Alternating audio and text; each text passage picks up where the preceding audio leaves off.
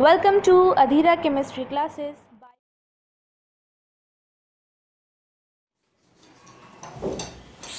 Hello friends, आप सबका अधीरा chemistry में स्वागत है। जो लेसन चल रहा है उस लेसन का नाम है chemical bonding and molecular structure. आज हम शुरुआत करेंगे। आज का जो हमारा टॉपिक होगा वह होगा मेटेलिक बॉन्डिंग।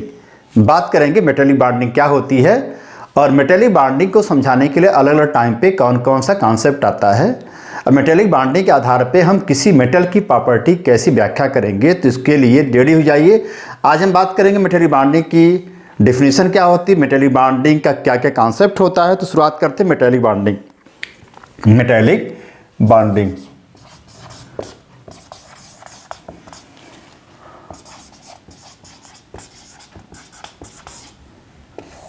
मेटेलिक बॉन्डिंग क्या होती है, तो पहले यह जान लिया जाए कि मेटेलिक बॉन्डिंग का क्या कॉन्सेप्ट है।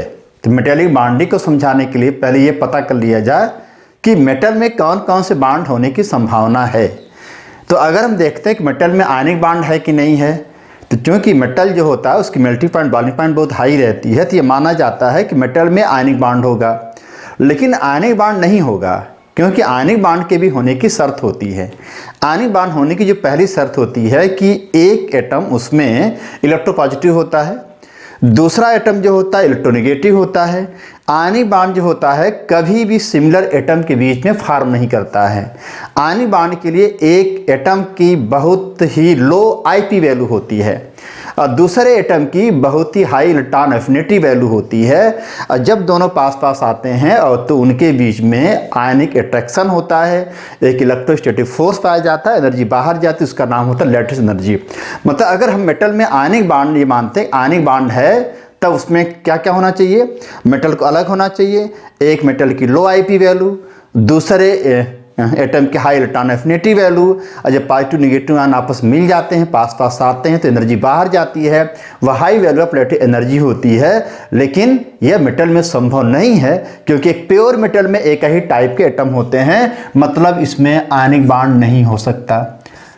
दूसरा आता है कोवेलेंट बॉन्ड होने की संभावना है कि नहीं। तो आप जानते हैं जो कोवेलेंट बॉन्ड होता है वो सिमिलर एटम के बीच बन सकता है। और कोवेलेंट बॉन्ड जब बनता है तो दो एटम के बाहरी सेल के बाहरी सब सेल के बाहरी ऑर्बिटल के बीच में ओवरलैपिंग होती है। ओवरलैपिंग होती है तब जाके कोवेलेंट बॉन्ड का फॉर्मेशन होता है। अगर मान लिया जाए कि मेटल में कोवेलेंट बॉन्ड बन गया है, तो कोवेलेंट बॉन्ड बनने के हालात पूरा करता है, क्योंकि मेटल में सारे एटम एक जैसे होते हैं, ठीक है। लेकिन जो कोवेलेंट बॉन्ड से बनने वाला कंपाउंड होता है उसकी मेल्टिंग पॉइंट बॉइलिंग पॉइंट बहुत लो होती है और उसके अंदर किसी प्रकार के इलेक्ट्रिसिटी या थर्मल की कंडक्टिविटी नहीं पाई जाती। लेकिन मेटल में क्या होता है, मेटल की बॉइलिंग पॉइंट हाई होती है, मेल्टिंग पॉइंट हाई होती है, मेटल बहुत बढ़िया हीट और इलेक्ट्रिसिटी का कंडक्टर होता है, मतलब कोवेलेंट बॉन्ड भी इसमें नहीं पाया जा सकता है। तीसरा क्या आता है, कोऑर्डिनेट बॉन्ड होता है। कोऑर्डिनेट बॉन्ड क्या होता है, कोऑर्डिनेट बॉन्ड में वन वे पार्टनरशिप होती है। कोऑर्डिनेट बॉन्ड बनने की पहली शर्त होती है कि कोई भी एक एटम या स्पीशीज लोन पेयर डोनर होती है और दूसरा एटम और स्पीशीज जो होती है लोन पेयर एक्सेप्टर होती है, तब जाके दोनों के बीच में कोऑर्डिनेट बॉन्ड का फॉर्मेशन होता है। लेकिन यह संभावना मेटल में नहीं हो सकती, क्योंकि किसी भी प्योर मेटल में लोन पेयर डोनर और एक्सेप्टर का कोई कॉन्सेप्ट नहीं होता है। इस आधार पर मैंने यह समझा दिया कि मेटल में आयनिक बॉन्ड नहीं हो सकता, जो प्योर आयनिक बॉन्ड होता है, कोवेलेंट बॉन्ड में नहीं हो सकता, कोऑर्डिनेट बॉन्ड में नहीं हो सकता। अब कहा गया, वैज्ञानिकों ने अब कहा कि अब क्या है, मेटल में कौन सी बॉन्डिंग पाई जाती है। तब मेटल में एक स्पेशल टाइप की बॉन्डिंग का नाम रखा गया, उसका नाम रखा गया मेटेलिक बॉन्डिंग। तो मेटेलिक बॉन्डिंग क्या है, मेटल में पाए जाने वाले बॉन्डिंग मेटेलिक बॉन्डिंग बोलते हैं। वह न तो प्योर आयनिक है, न तो प्योर कोवेलेंट है, न तो प्योर कोऑर्डिनेट है। अब मेटल में कैसी बॉन्डिंग होती है उसको समझाने के लिए अलग अलग टाइम पर अलग अलग साइंटिस्ट लोगों ने अपने अलग अलग कॉन्सेप्ट से तीन थ्योरी दिया था, तीन मॉडल दिया था। उसमें एक मॉडल का नाम है इलेक्ट्रॉन सी मॉडल, इलेक्ट्रॉन सी मॉडल, ठीक। दूसरे का नाम है रेजोनेंस मॉडल, रेजोनेंस मॉडल जो वैलेंस बॉन्ड थ्योरी पे आधारित है। तीसरे का नाम है बैंड मॉडल, बैंड मॉडल जो मॉलिक्यूलर ऑर्बिटल थ्योरी पे आधारित है। तो मेटल में कौन सी बॉन्डिंग होती है उसके लिए 3 अलग अलग कॉन्सेप्ट है, 3 अलग अलग मॉडल है। इसमें एक का नाम इलेक्ट्रॉन मॉडल, एक का नाम रेजोनेंस मॉडल है, एक का नाम बैंड मॉडल है। आप इसका स्क्रीनशॉट ले लें, इसको नोट डाउन कर लें। अब एक एक करके हम सारे मॉडल पे बात करेंगे और हमारा वीडियो जो होगा अब एक एक करके अलग अलग पे आएगा। एक बार आएगा electron model for metallic bonding, एक बार आएगा resonance model for metallic bonding, एक बार आएगा band model for metallic bonding. तो आज शुरुआत करते हैं इलेक्ट्रॉन मॉडल क्या होता है। तो इलेक्ट्रॉन मॉडल बातचीत होती है, बहुत अच्छा है। सबसे बड़ी बात, इलेक्ट्रॉन मॉडल का एक और नाम रखा गया इलेक्ट्रॉन क्लाउड मॉडल। और इसको देने वाले, इसके इंट्रोड्यूस करने वाले जो वैज्ञानिक है उनका नाम है लॉरेंज, LORENTZ। लॉरेंज ने मेटेलिक बॉन्डिंग को दिया था। इस मॉडल को पहली बार इंट्रोड्यूस किया था, जिसका नाम रखा गया लॉरेंज मॉडल। अब यह मॉडल क्या होता है? तो आप जानते हैं जो मेटल होता है बहुत बढ़िया इलेक्ट्रोपॉजिटिव होता है, मेटल की IP वैल्यू बहुत कम होती है। तो इन्होंने यह कहा था कि जो मेटल्स होते हैं, मेटल अपने बाहरी ऑर्बिट से, बाहरी सेल से इलेक्ट्रॉन को निकाल देते हैं। वो जब निकाल देते हैं तो हो जाते मेटेलिक आयन। मेटेलिक आयन जो होते हैं वह हो जाते हैं इलेक्ट्रोपॉजिटिव। तो अगर कोई मेटल अपने बाहरी ऑर्बिट से सभी इलेक्ट्रॉनों को निकाल देता है तो एक ऑर्बिट उसका खाली हो जाएगा। उस वक्त जो मेटेलिक कैटायन होगा उसका नाम रखा जाएगा कर्नल। क्या रखा जाएगा? कर्नल। कर्नल क्या है? Kernel is the metallic cation. Kernel जो है मेटेलिक कैटायन है। जब कोई मेटल अपने बाहरी ऑर्बिट के सभी इलेक्ट्रॉन को रिमूव कर देता है तो जो मेटेलिक कैटायन होता है उसे कहते हैं कर्नल।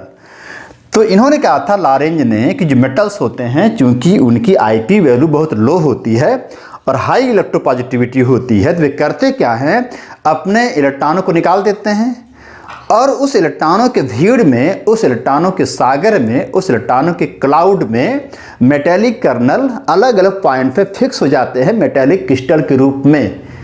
तो इस प्रकार की जो बॉन्डिंग होती है, उस बॉन्डिंग में क्या होता है, मेटेलिक पॉजिटिव आयन अपने ही इलेक्ट्रॉनों से इलेक्ट्रोस्टैटिक फोर्स से बंधा रहता है। इसी प्रकार की बॉन्डिंग को लॉरेंज ने कहा था मेटेलिक बॉन्डिंग। चूंकि इसमें मेटेलिक कर्नल जो है, जो मेटेलिक आयन है, अपने ही इलेक्ट्रॉनों के बादलों में, अपने इलेक्ट्रॉनों की भीड़ में फंसा रहता है, उसमें घूमता रहता है, टहलता रहता है, मूव करता रहता है।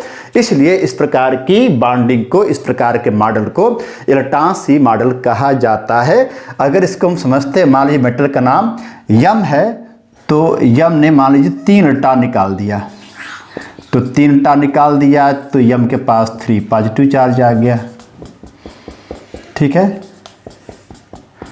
3 पॉजिटिव चार्ज, यह आपका मेटेलिक कर्नल है। ठीक है, और इसमें जो है इलेक्ट्रॉन घूमता रहता है।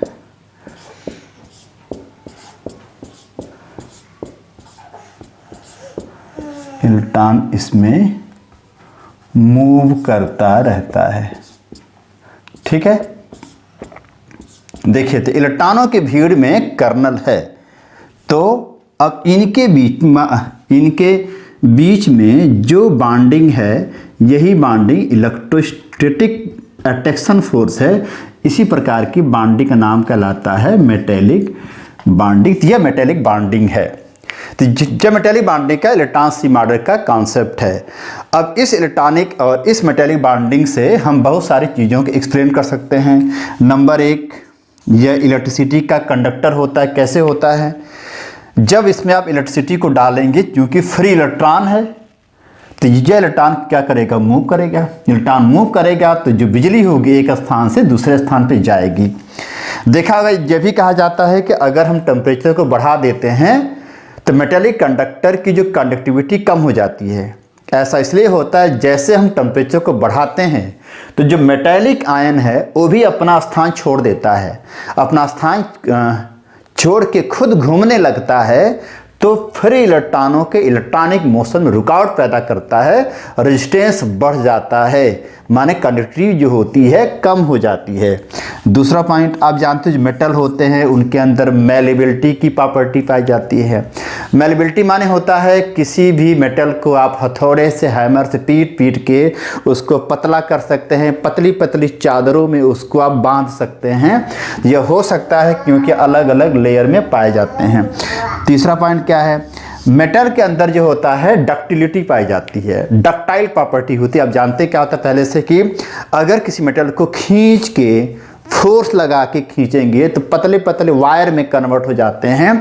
तो यह डक्टिलिटी भी हो सकती है क्योंकि मेटल अलग अलग लेयर में रहता है। चौथा पॉइंट क्या है, मेटल के अंदर एक लस्टर पाया जाता है, मेटल से एक अजीब टाइप की चमक होती है। ऐसा क्यों होता है, क्योंकि जैसे इसके ऊपर कोई भी रेडिएशन पड़ती है तो मेटल की जो सरफेस होती है उसके क्वांटम, उसके फोटॉन एब्जॉर्ब कर लेता है। अब फोटॉन जो एब्जॉर्ब करता है फिर वही सरफेस का इलेक्ट्रॉन जब उसको उस फोटॉन को बाहर करता है तो वही विजिबिलिटी के रूप में हमको दिखता है। तो मेटल की ये प्रॉपर्टी भी इलेक्ट्रॉन सी मॉडल से स्पष्ट हो जाती है। तो इलेक्ट्रॉन सी मॉडल जो है मेटेलिक बॉन्डिंग का पहला कॉन्सेप्ट है, इसको दिया था लॉरेंज ने। इन्होंने कहा था क्योंकि मेटल की आईपी वैल्यू बहुत लो होती है, इलेक्ट्रॉन आसानी से निकल जाते हैं, उसी इलेक्ट्रॉनों की भीड़ में मेटेलिक आयन फंसे रहते हैं, उसको हम कर्नल कहते हैं। मेटेलिक कैटायन और इलेक्ट्रॉनों के बीच में पाए जाने वाले इलेक्ट्रोस्टैटिक फोर्स का नाम रखा जाता है मेटेलिक बॉन्डिंग। तो आज का जो हमारा वीडियो था वह वीडियो था मेटेलिक बॉन्डिंग के इलेक्ट्रॉन सी मॉडल पर। अगला जो हमारा वीडियो आएगा वह वीडियो आएगा रेजोनेंस मॉडल, मेटेलिक बॉन्डिंग का रेजोनेंस मॉडल। उसके बाद का वीडियो आएगा मेटेलिक बॉन्डिंग का बैंड मॉडल। वीडियो को देखने के लिए धन्यवाद। अगर अभी तक आपने हमारे यूट्यूब चैनल को अगर हमारे यूट्यूब चैनल को सब्सक्राइब नहीं किया है प्लीज़ इसको सब्सक्राइब कीजिए, औरों को शेयर कीजिए, लाइक कर दीजिएगा और आइकन बेल को भी प्रेस कर दीजिएगा जिससे समय समय पर आपको वीडियो मिलता रहे। बहुत बहुत धन्यवाद।